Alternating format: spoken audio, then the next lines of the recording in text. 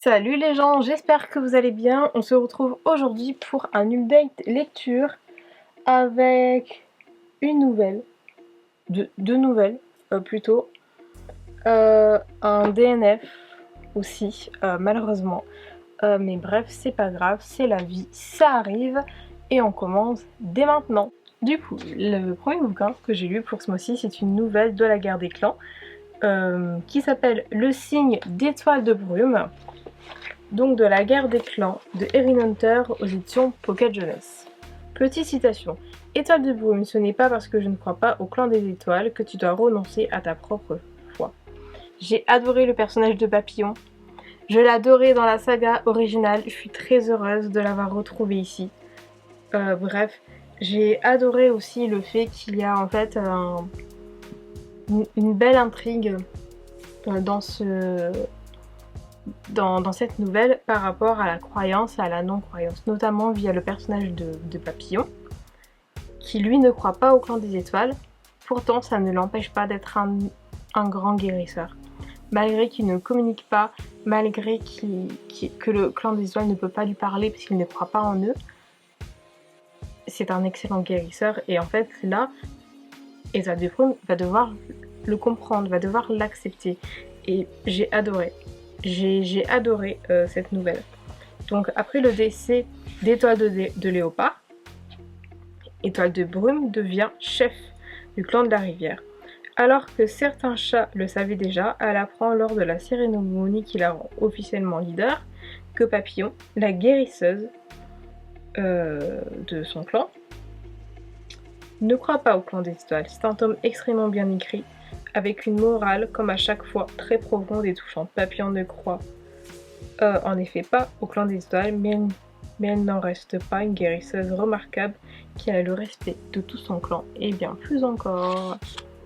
Donc voilà, c'était un excellent tome, j'ai adoré ma lecture. Ensuite, j'ai lu cette petite nouvelle, donc si j'arrive bien à le prononcer, ça s'appelle Graveyard Shift.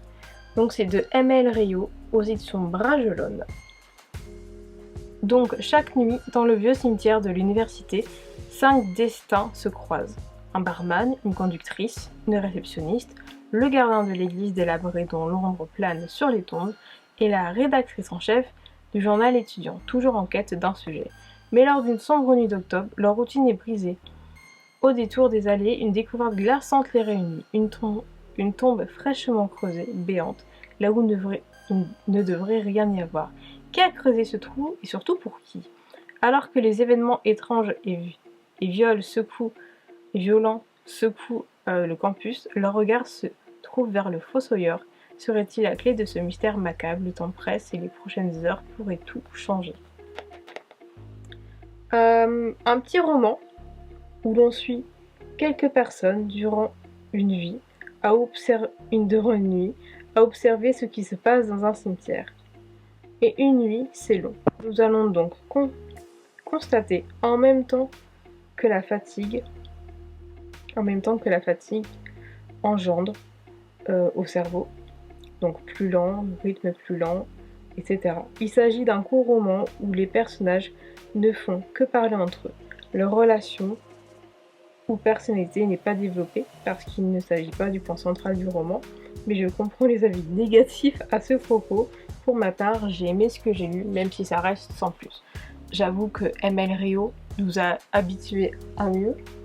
On le voit pas, mais il y a If We Are Villain qui est juste dans mon dos, qui était une Dark Academia. Je crois que c'était le premier roman de l'autrice que j'avais adoré. Là, c'est une nouvelle qui est vraiment courte. Il y a beaucoup de gens qui l'ont pas aimé. Moi, je l'ai aimé, mais genre vraiment sans plus. Mais certes, ça ne vaut pas If We Are Villain, mais c'est pas du tout le même genre. Mais j'ai bien aimé. Mais encore une fois, sans plus. Le livre est magnifique, n'est-ce pas? C'est exactement le type de bouquin que j'ai envie d'avoir dans ma pile à lire, enfin dans ma bibliothèque, c'est-à-dire des belles tranches. Il n'y a pas de couverture en plastique au-dessus. Là, on est vraiment sur une couverture super bien faite. Le livre est beau, mais je l'ai DNF. Cela dit, la magie a un coût, quelqu'un doit payer. Fiona a consacré chaque instant de sa vie à la magie afin de devenir la première femme au mage. Lorsqu'elle parvient enfin à accomplir l'impossible, elle comprend que le vrai combat ne fait que commencer. Ses nouveaux collègues sont prêts à tout pour l'humilier, comme lui attribuer un concierge au lieu d'un véritable assistant. Mais ni Sonia, ni Fiona, ni ses pairs ne savent que cet homme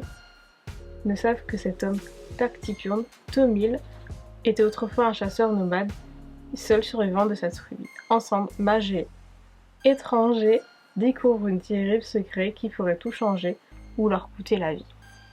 Bref, c'est DNF, donc très peu de choses à dire sur ce roman, puisque malgré que je l'ai continué pendant plusieurs jours, j'ai préféré l'abandonner puisque je ne parvenais pas à rentrer dans l'histoire. L'histoire de base est intéressante, mais pour moi, elle manque cruellement de profondeur, de crédibilité, des personnages et des informations, que ce soit par rapport aux personnages ou aux informations même du roman. Dommage, je ne DNF pas souvent des romans, mais ce sont des choses qui arrivent. Donc je dirais pas qu'il est mauvais, mais c'était juste pas ce que j'attendais d'un roman. Donc ça me rend triste de l'enlever de ma bibliothèque, parce que je vais pas le garder. Mais ça me rend triste que du coup il est très beau, mais ça ne l'a pas fait pour moi. Cette update lecture est maintenant terminée, j'espère qu'il vous aura plu.